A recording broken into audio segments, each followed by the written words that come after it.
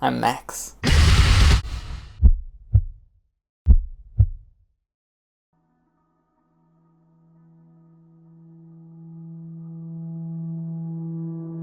It really fucking hurts when there's a knife in my back. Why did you put that there? Is that where knives go? Because it seems like a lot of assholes like you enjoy putting it right there. How would you like it if I did that to you? What if I just spontaneously began blithely carving up your face into a gore-dispersed paste of scarlet, gently dripping down my shaking hands? Would you like that? Because you make me want to with the amount of agonizing misery you're dementedly forcing me through. Out of all the faith I have in humanity, you strongly house yourself as one of the small few who somehow manage to make me redistinguish what I see when I look around. Where I once saw trust, I now see betrayal. Where I once saw beauty, I now see shit. Where I once saw respect, I now see lies. Where I once saw hope, I now see despair. Where I once saw a friend, I now see a backstabber. Thanks for not only emotionally dragging me into a hopeless abyss of misinterpreted friendship, but also thanks for psychologically screwing me up to where I have started to question and hate other people just because they are close to me, like you were. Let me tell you a story. Max sits in a class next to Trevor. He has no problem with Trevor, and they are both pretty neutral toward each other. However, Brandon, Max's closest friend and most meaningful buddy, tells Max that Trevor always talks about how retarded and stupid he is. Max almost cries, but he's too afraid to. He's in class and rather not let anyone know he's a sensitive sack of potential mental breakdowns, so he swallows his sadness. Max doesn't know what to do, but the pain of a comrade talking shit about him continues to brutally weigh heavily on his feeble heart. Brandon gently encourages Max, gracefully sustaining him with at least a little bit of confidence. Brandon then says, "Let's fight him, you and me. Aren't you two friends? Just fight him with me." This eerie language almost intimidates Max, as he has never gotten in a physical fight before. He's hardly ever been in even a social one. Regardless, Max's adrenaline-brimming body doesn't hesitate in acceptance of this invitation to teach Trevor a lesson.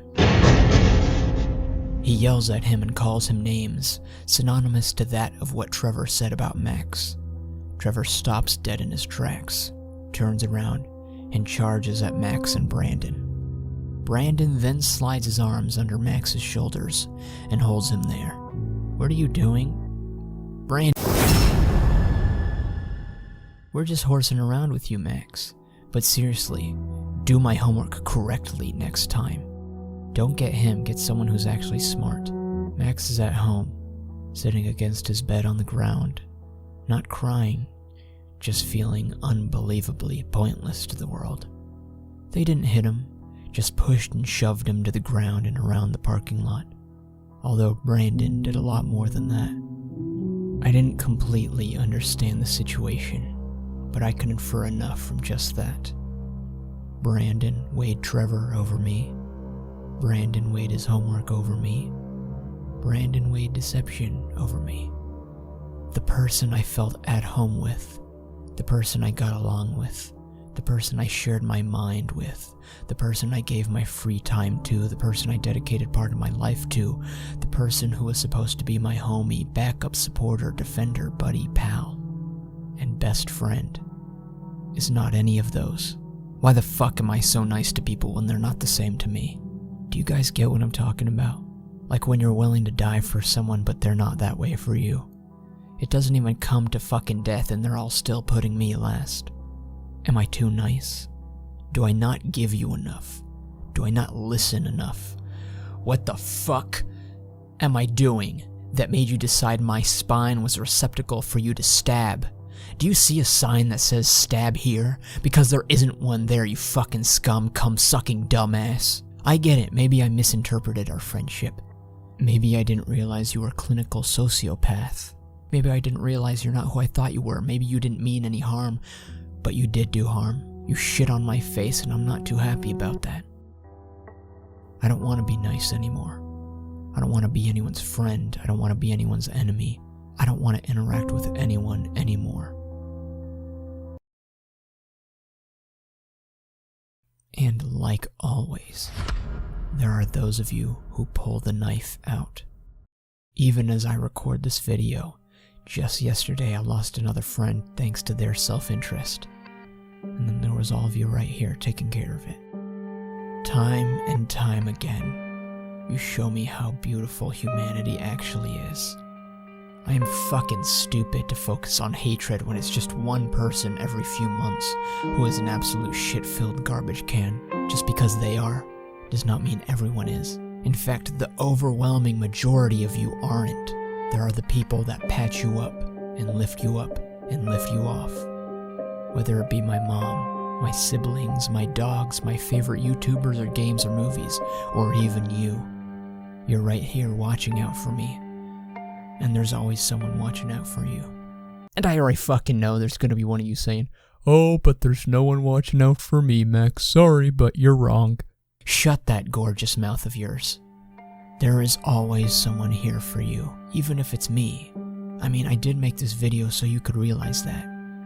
I may not be able to individually aid every single one of you specifically, but I can do my best with what I can do. Which is what I'm trying to do. Don't let those backstabbers get the best of you. You're better than that, and you're better than them, and they do not deserve to have you. There is always someone willing to pull that blade out of your back, someone who won't stab you. You'll see.